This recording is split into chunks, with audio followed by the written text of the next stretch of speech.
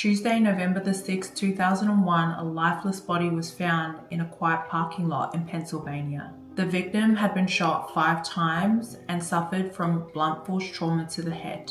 The victim's name, Andrew Bagby. All the evidence pointed to one person, his ex-girlfriend, Shirley Turner. Before the police were able to remand Shirley, she fled to Canada. While all the procedures to extradite her back to the US were underway, Shirley did something to prove that the devil really does exist. Welcome to this week's episode of Blending the Truth. I am Tana the makeup artist and I upload these videos on Sundays. Do I? Normally Sundays. So with makeup along with true crime and unexplained phenomena is your thing, it's my thing too. So let's hang out. What the fuck is this? Like, I'm the Wiggles. Do you know that it was just the other day, and this is gonna sound so stupid of me, just keep it between you and I had to type in what's the difference between phenomena and phenomenon. I learned that phenomena is the plural of phenomenon. Yay! Go me. Did you know that? Did you? Before we continue on any further, I just want to give you a trigger warning that this story does contain children, adult theme, murder. It's not pleasant. You know, the whole child thing is a very touchy subject. If you're not into that, then definitely keep scrolling. But I just wanted to make you aware so that you don't get surprised later on. Like, what the fuck? This bitch didn't tell me that. Now that we've got that clear, do you know, I was like really upset when I heard the ending of the story. I spoke about it for entire week with my partner, who was also a little bit like, what the? Let's just move along. We'll talk about it together and you can tell me what you think about the story. Let me take you back to January 28th, 1961 in Wichita, Kansas, where Shirley was born. In 1968, Shirley's parents, they divorced. She was only 7 years old. Shirley's mother decided to move Shirley and Shirley's siblings back to Newfoundland, Canada. Shirley was smart and intelligent, and she always received top marks in all of her classes. Later in life, she decided to become a nurse. All her family and friends knew that her dream career was to become a doctor. Yeah, that's what she did. She enrolled herself in a medical science degree. Her studies were put on hold because she was getting married to her longtime boyfriend. A year after Shirley was married, they had their first child, a little baby boy, and her husband agreed to stay at home with their son while Shirley studied and did her thing. Time went on and the happy family of 3 moved to Labrador. Shirley then fell pregnant again and they had a daughter. This time Shirley took the position of her husband, and so he went to work and she stayed home with the children. But that is not all Miss Shirley was doing. No, it wasn't. She reconnected with an old lover back in Newfoundland. Yeah, she did. So this obviously destroyed her marriage. Sneaky bitch. And her and her husband ended up getting a divorce. But not long after they got that divorce, Shirley remarried her new side hussy, her boo on the side. Anyway, they married. Yeah, you get the picture. And then, not long after she remarried, she fell pregnant again. She had a little girl. This wasn't her happily ever after she thought it would have been. Surprise, surprise. I mean, you cheated on your husband with this guy and now you think that. Anyway, not long after her daughter was born, they ended up getting a divorce and he moved out. Shirley actually won full custody of their daughter. Shirley was a single mother now with 3 children. After just 1 week of having full custody, she was like, screw this, deuces, I'm out here, take your daughter back. Shirley was balancing study and work and trying to be a mum, and so quite often she'd end up just getting the older 2 kids and dropping them off with her recent ex-husband. In her struggles, Shirley thought that it might be a great idea to get somebody in to board with her just to help out with some of the expenses. She got somebody in with her. It was quickly quickly noted that this boarder realized Shirley was a terrible mother. She was highly abusive. She used to hit the kids with belts and scream and yell at them. This boarder ended up going to child welfare and putting in a report against Shirley. The boarder also mentioned that Shirley would often leave the house and leave the two children at home on their own without any food or water. Child welfare system went and did a bit of investigating. They decided that they were going to interview the children and that they'd interview her recent ex-husband to see if the allegations were true. They firstly interviewed the children, who said, yeah. Then they went on to ask the recent ex-husband, and he just went on to say that he never seen her hit them, but she did threaten them, and that was it. And then that's where the investigation stopped. They didn't even interview Shirley. I mean, she'd probably just lie anyway, right? She's not gonna go, oh yes, I do that. I can see the point of not interviewing her, but they definitely should have done more of a thorough interview and just dug a little deeper. Shirley was like, screw this. I don't want to be here in Labrador anymore. I'm over it. And she actually took the older two children back to their dad, so her first ex-husband, and just started a life child-free. Yeah, she did. Now, with all the time in the world, Shirley was able to complete her Bachelor of Science degree, and in 1993 began medical school, back to where it all started, at the Memorial University of Newfoundland. Now, fast forward 6 years, she met a man. His name, Andrew David Bagby, and he was born September 25th, 1973 in Sunnyvale, California. His parents were happily married and their names was David and Kathleen, but all of their friends and family referred to her as Kate, so we're going to keep Kate throughout the rest of the story. Kate and David were the best parents that Andrew could have ever been blessed with. They spoiled Andrew right up to his adult years. They would literally do anything for him. They struggled for many years to try and fall pregnant naturally. In the end, they had to resort to medications to help them get pregnant. When their miracle baby Andrew was born, they just remember it being the best day of their lives. The love for their son didn't stop there either. Kate and David had a lot of friends and family all over the US and the UK. They were just such a tight-knit family. Andrew's best friend, Kuenne, he was a filmmaker, and he actually went on to make a film about Andrew's life, and one that I highly recommend. If you haven't watched it yet, I'll link it in the description below because it's such a good film. Kurt and Andrew actually loved making short films together and stuff like that, and Andrew loved playing the bad guy, even though that was far from his true character. Everyone knew Andrew as like a smart, happy, funny, go-lucky guy. He just had so many friends. He made friends with everybody. He even saved $2,000 to invest in his best friend Kurt's filmmaking as well, which I thought was so sweet. Andrew actually decided to follow after his mum's footsteps. She was a nurse practitioner, and so he wanted to help people just like she did. He wanted to become Dr. Bagby. You know where this is going, don't you?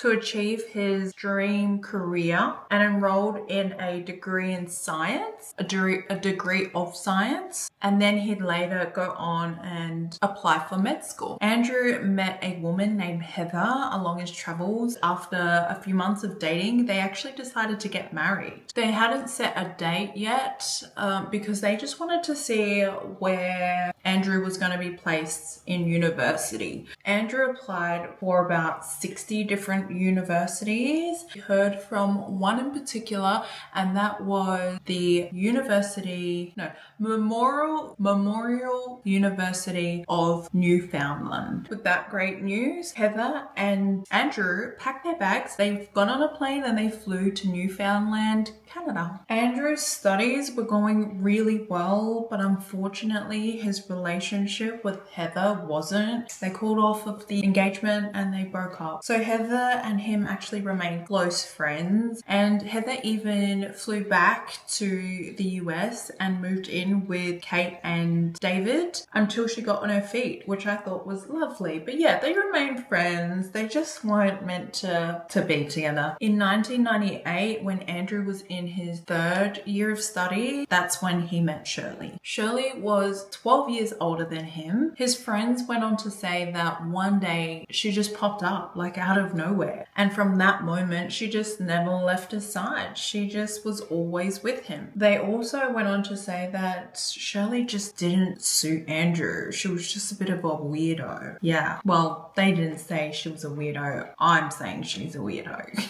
Everybody knew just how difficult his breakup with Heather was, and so they were just happy for him and just happy that he was dating again. Shirley and Andrew were classmates, and over time they just grew closer and closer. In year 2000, Shirley graduated from med school, and then she was offered a job in Sac City, Iowa. Also around that time, Andrew started a surgical residency in New York, and it was then where their relationship became long distance. After some time though, Andrew began to pull away, and I think he only visited Shirley one time during that period where they were like separated. Their relationship was never meant to be anything serious, and that came from Shirley's mouth herself. Shirley's exact words were, "Look, I'm not looking to find a new husband. I'm just looking for somebody to hang out with and have fun while I'm at school." Andrew tried to cut things off with Shirley, but given her stalker tendencies, and I'll get to that in a minute, she wouldn't take no for an answer. What Andrew didn't know about Shirley is back in 1997, Shirley was actually seeing a man named Miles Doucette, who was actually 13 years younger than her. Their relationship got really toxic. Shirley would abuse Miles, and so he broke up with her and moved out. Shirley would call Miles non-stop all day, all night. She was that crazy lady, like constantly on the phone. She would just also show up randomly. He would be out with his friends and she'd just pop up out of nowhere. One time she even hit him in the head with the high heel of her shoe. Crazy. Miles tried to move 2 times before, but she just kept finding him. He moved once more, actually moving out of the UK to Pennsylvania in the US. He was like, "Yes, I finally gotten away from Shirley. She's fucking crazy." And then his phone started ringing. Yeah, can you believe that this whole stalking, calling business lasted up to an entire year? Phone calls wasn't the only thing that Shirley was doing. She would drive almost 5,000 kilometers to see this man, and she'd just show up on his doorstep and knock, knock, knock, "Hey, it's me." But she'd drive there overnight so she could get there in the morning if he didn't answer her call. That is some crazy ass stalker shit. It also got so bad that poor Miles ended up having to get the police involved. He ended up calling them up and making a report that Shirley was a stalker lady. That didn't stop Shirley though. No, it didn't. And on one occasion, when he got home from work, he was walking to his front door and she was laying on the floor, dressed in a black dress and holding a bouquet of roses and 2 letters. She was like imitating her funeral, I think. He ended up calling the ambulance and sending her on her way. I think she might have overdosed or something. And then he read one of the letters and it said, "I'm not crazy, I'm just sick." Okay, whatever you say, crazy lady. The next day, he gets a phone call and he didn't answer it. It went to answering machine. It was Shirley. But you know what she did? I thought this was really freaking weird.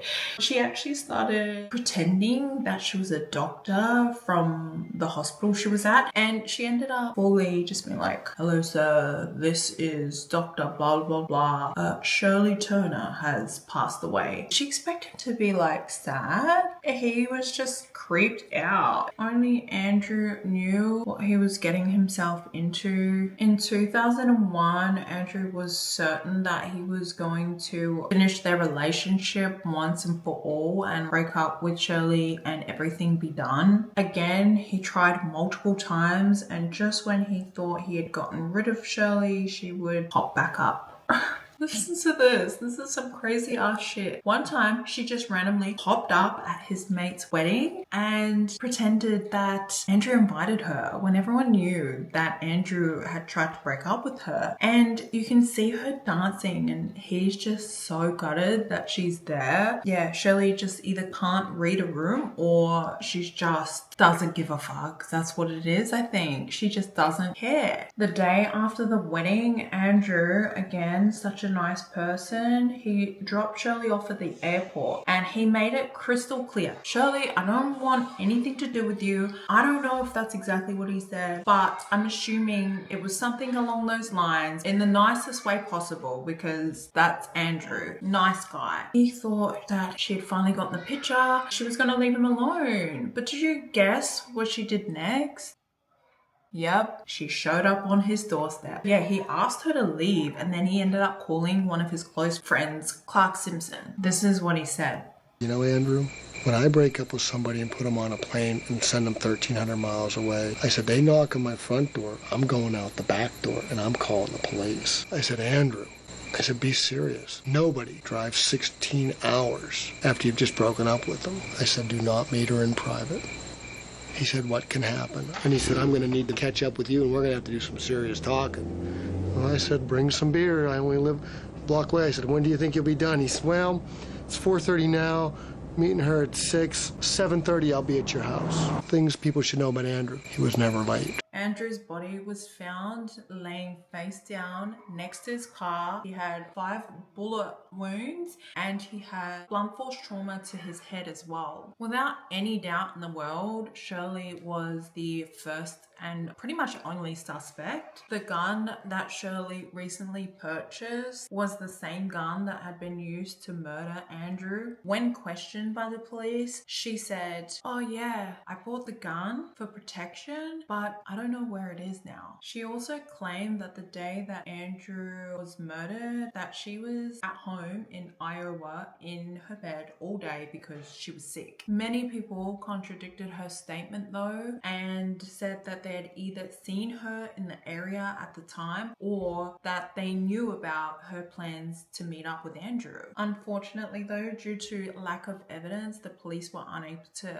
charge her at that time. Police did a deep dive though, so they took her phone and they really wanted to know where Shirley was at the time of the murder. So they took her phone to see where it would ping off of what towers. Remember, we're in the year 2000, so this took a couple of weeks to actually process. This gave crazy Shirley enough time to flee, and that's what she did. She fled back to Canada, Newfoundland, because she knew she was guilty the bit. I'm sorry, but she makes me so angry. When the data came back, it showed that Shirley had lied. Surprise, surprise. She was not only not in Iowa, but she was actually in Andrew's suburb at the time of the murder. The US police were actually able to charge Shirley and they sent out a request to the Canadian authorities to have Shirley brought back, so deported back to the US for trial. On the same day that she was charged, she was let out on bail because she was deemed not a flight risk. Isn't she there in Canada right now so that she couldn't be arrested in the US? Come on, like it just doesn't make sense to me. This is where it gets messy. Are you ready? Shirley was 4 months pregnant with Andrew's baby. This was obviously a hard pill to swallow for Kate and David. This normally would have been the best news of their entire life, given different circumstances. I can't even put into words how that must have felt for them. Like my heart just feels so sorry for them because that's their son's murderer and now she's pregnant with their grandchild. Kate and David, they ended up moving to Canada. They sold up all of their things. Not only did they want to be there for when their grandchild was born, but they wanted to make sure that Shirley was going to face the consequences of her actions. Their plan was to get full custody of their grandchild when Shirley did get arrested for Andrew's murder. So they wasted no time and started filing the paperwork to get that show on the road. Andrew's family and friends heard the news that Andrew had a baby coming into this world, one of those friends was Kurt, the filmmaker. This inspired him to make a film of Andrew's life for his son. So not only could he see how much his dad loved him, he knew how loved he was by all the Bagby's friends and family. He just wanted to let Andrew's child know how great of a father he would have been and what actually really happened to him. On July 18th, 2002, Zachary Turner was born. In the beginning, Shirley didn't let Kate or David anywhere near Zachary, but again, Kate and David were one step ahead of Shirley and they had already filed to have full custody of Zachary. The visit started with 1 hour supervised per week. Shirley was scared that the Bagbys, the most kind, gentlest souls who'd do anything for anybody, she just thought that they were going to hurt Zachary. She also thought that they were going to try and steal him from her. Not everyone is sick and twisted like you, Shirley. Their love for baby Zachary showed through the entire film that I watched, the one that Kurt made. Baby Zachary looked exactly like Andrew did when he was born. They're like splitting image. Due to the differences in the laws, there was a lot of back and forth between the UK and the US authorities and whether or not they were even going to deport Shirley back to the US for trial. She was still a free woman walking around like nothing even happened. In November 2002, a judge decided that a jury would highly likely find Shirley guilty of the murder and ordered for her to be arrested, imprisoned. Yep. This was a huge win for Andrew's parents, and they actually got custody of baby Zachary while Shirley was locked up in prison. So while Zachary was in the care of Kate and David, it was under strict rules by Shirley that whenever she rang, they had to answer the phone. She wanted to make sure that she spoke to Zachary every day to see how his day was going. How's the nerve on this chick though, right? She had some nerve to request that Kate and David hung a picture in their house of Andrew and Shirley together so that Zachary could see it every day. And obviously they denied that they would do this. Just can't believe she even asked that. 2 months later, after being imprisoned, Shirley requested bail and she was actually granted it. Again, I know. This is what the judge says. I have to read it because it's the most dumbest shit that my brain can't even hold the information. She said, "There is no indication of a psychological disorder that would give concern about potential harm to the public, generally as her crime, while violent, was specific in nature." What she basically said was that Shirley wasn't going to be a threat to anybody because the one person she wanted dead already was. Was this actually a judge though? Like, I'm genuinely shook.